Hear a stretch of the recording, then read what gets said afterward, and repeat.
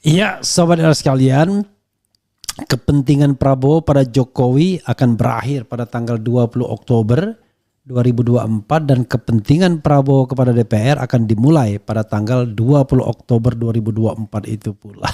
Jadi sobat era sekalian, Adian mengatakan kalau sebuah hubungan didasarkan pada uang, maka kalau uangnya selesai, ya selesai juga hubungannya. Maksudnya uangnya habis atau uangnya sudah didapat atau apa maksudnya. Kalau didasarkan pada kepentingan, kalau kepentingannya sudah terpenuhi, selesai juga hubungannya. Tetapi kalau dia nggak bilang ya, kalau hubungan didasarkan pada, ini tambahan Refli Harun, kepada value nilai, maka yakinlah bahwa value itu remains. Jadi yang berubah manusianya, yang tidak berubah value-nya, ya. Sehingga kalau berdasarkan pada value, ya hopefully dia long lasting, akan lama. Manusia bisa berubah tapi value-nya tidak. Jadi walaupun nanti suatu saat orang berubah, yakinlah pada suatu saat dia akan balik kembali. Karena dia akan mengingat value tersebut. Begitu ya sobat era sekalian. Jadi sepertinya penting kita mengetahui hal ini. Nah, menarik apa yang disampaikan oleh Adian Navitupulu soal hubungan Prabowo dan Jokowi. Hubungan Prabowo dan Jokowi didasarkan pada apa? Pada kepentingan, bukan pada value. Bukan pada value untuk mendorong dan menegakkan demokrasi, terutama demokrasi pemilihan election, no. Tapi pada kepentingan masing-masing. Kepentingan Prabowo pada Jokowi adalah pertama, at the first place adalah memenangkan pertarungan. Sebagai 02 menang dengan 01 dan 03. Dan kepentingan itu sudah tercapai. Masih adakah kepentingan lain? Kita akan lihat, ya. Tentu masih ada. Kepentingan Jokowi terhadap Prabowo apa? Sudah tercapai. Tapi masih adakah kepentingan tersebut? Masih ada. Nanti akan kita lihat. Apakah kemudian bisa terus-menerus kepentingan itu akan eksis? Kalau kata Adian, ya berakhirnya tanggal 20 Oktober 2024. Saya melihatnya ngeri-ngeri sedap. Adakah kepentingan lainnya? Oke, kita bahas satu-satu ya. Mulai kepentingan Prabowo dulu. Kepentingan Prabowo adalah untuk menang. Dan it happen, sudah terjadi. Dia sudah dinyatakan menang oleh KPU pada tanggal 20 Maret dan permohonan atau gugatan baik dari kubu 01 maupun 03 sudah pula ditolak oleh Mahkamah Konstitusi pada tanggal 20 April sehingga sahlah kemenangan dari kubu 02 ini secara legal dan konstitusionalitasnya. Secara substantifnya mungkin masih bermasalah, tapi paling tidak secara legal konstitusional sudah selesai. Oke. Tetapi rupanya Presiden Jokowi masih memiliki kepentingan terhadap Jokowi. Apa itu kepentingannya? Banyak. Dan benefitnya sudah dia dapatkan setelah dia menang. Jadi karena yang pegang tongkat komando kepresidenan orang nomor 1 yang bisa punya tanda tangan, punya keputusan itu masih Jokowi, belum Prabowo.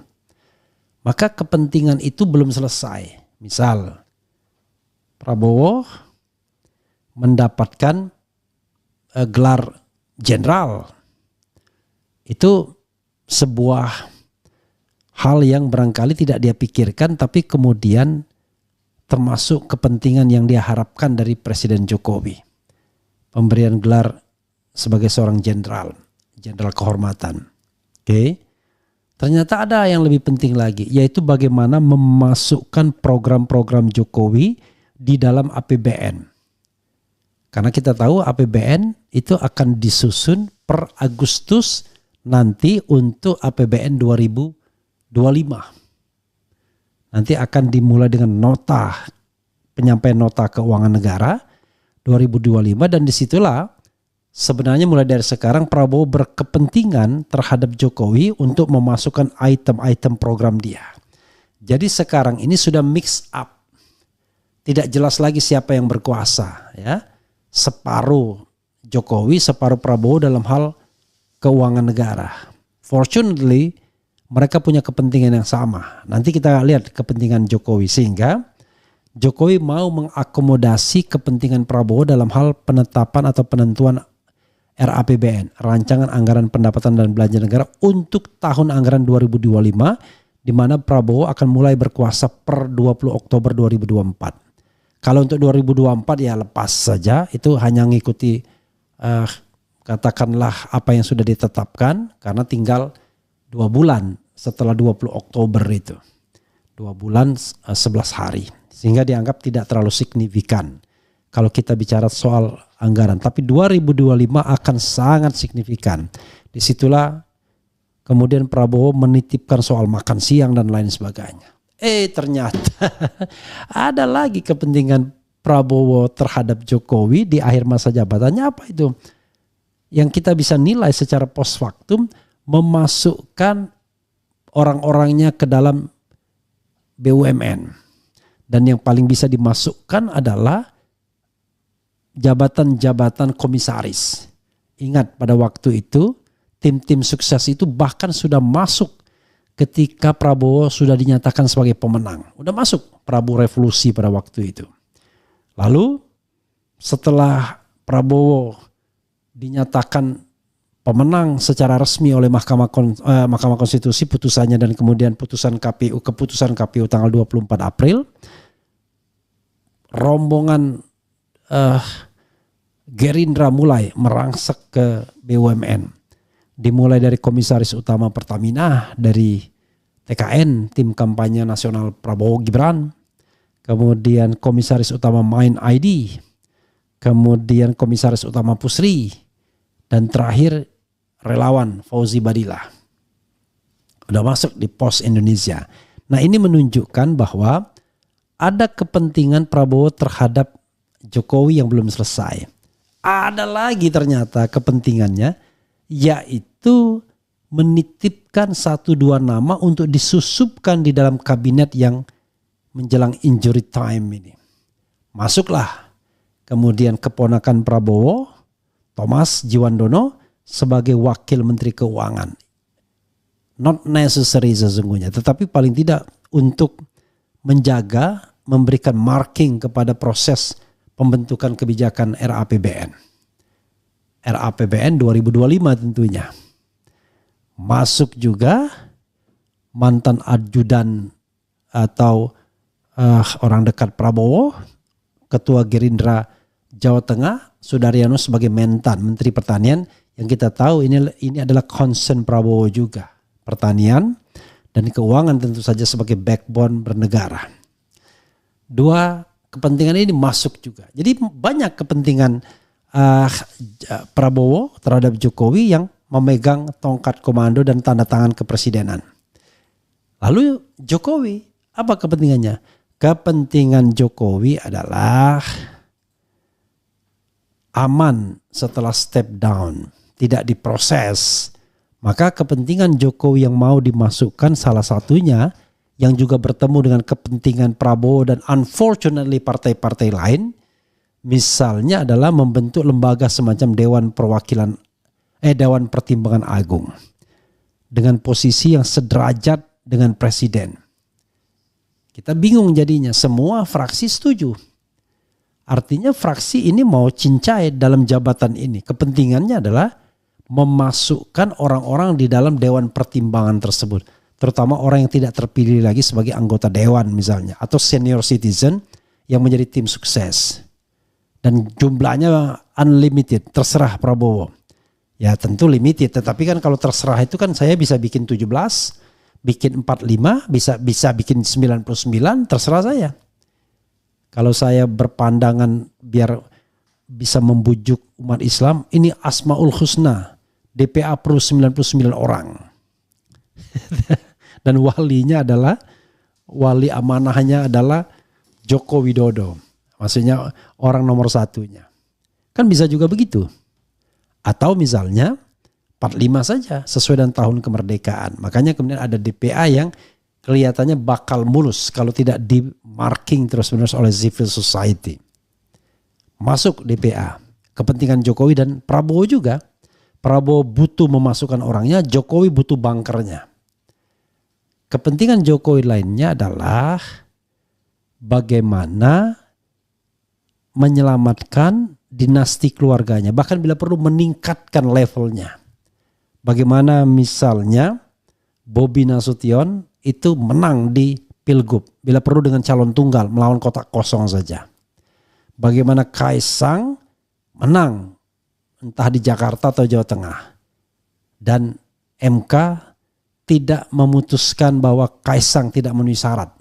Karena jangan lupa sekarang ada permohonan di MK yang ingin mengembalikan tafsir bahwa 30 tahun itu saat ditetapkan sebagai calon.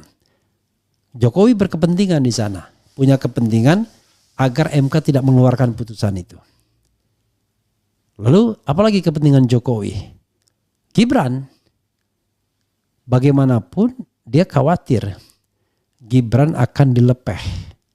Akan disia-siakan ketika Jokowi step down 20 Oktober 2024. Tidak diajak. Bisa stres nantinya. Tidak diajak dalam pembicaraan walaupun dia wakil presiden. Ya mungkin gak nyambung. Mungkin tidak percaya diri. Saya membayangkan ya. Tidak mudah bagi Gibran untuk misalnya memanggil orang-orang yang senior. Ya. Tiba-tiba Erlangga Hartarto dipanggil Gibran, Zulkifli Hasan dipanggil Gibran. Ya sekarang mereka enggih-enggih, iya-iya. Karena bosnya itu masih bapaknya. Tapi bayangkan kalau seandainya Presiden Jokowi tidak lagi menjadi presiden. Apakah mereka masih akan iya-iya? I don't know exactly. Ya kan? Banyak hal yang kita lihat. Nah karena itu saudara sekalian, saya menganggap memang betul kata Adian Napitupulu. Kalau hubungan didasarkan pada kepentingan, maka hubungan itu akan tetap berlanjut sepanjang kepentingan itu masih ada. Tapi begitu kepentingan itu selesai juga. Maka Jokowi pasca 2024 masih banyak kepentingannya kepada Prabowo karena Prabowo yang menjadi presiden bahkan tergantung dengan Prabowo. Tapi Prabowo sudah tidak butuh lagi Jokowi. Karena Prabowo sudah mendapatkan kepentingannya mulai dari menang sampai kemudian kepentingan-kepentingan tambahan, BUMN lah, memasukkan keluarganya di kabinet lah, kemudian jenderal besar lah, atau jenderal kehormatan dan lain sebagainya. Maka benar kata Adian, kepentingan Prabowo terhadap Jokowi selesai 20 Maret 2024, tapi kepentingan Jokowi terhadap Prabowo tidak selesai. Selama Prabowo menjabat, maka Jokowi sesungguhnya masih punya kepentingan, tapi kepentingan itu bisa jadi tidak akan berbalas. Kita akan lihat bagaimana hubungan kedua tokoh ini. Kalau hari ini Prabowo memuji-muji Jokowi, katanya saya diajarkan untuk kepemimpinan dan lain sebagainya. Yakinlah itu cuma basa-basi dari seorang Prabowo karena ya Prabowo senior, 10 tahun lebih tua dibandingkan Jokowi. Jokowi belum apa-apa, masih menjadi carpenter, dia sudah menjadi jenderal. Karena itu kalau dia mengatakan dia diajarkan oleh Jokowi, diajari oleh Jokowi, maka ini mungkin pernyataan basa-basi saja karena dia masih punya kepentingan. Begitu kepentingan selesai pula. Kita akan lihat ya, dan kita coba bacakan komentar Sobat Era sekalian terkait dengan hal ini ya. Coba kita lihat ya. Live apa delay ini Pak Era? Live live ya. Ya, kalau Word mau komentar lagi bisa live ya. Habis makan rajungan ngopi tak temani begadang Om. Ya. Nomor 4 nyimak keren cadas. Oke. Tidur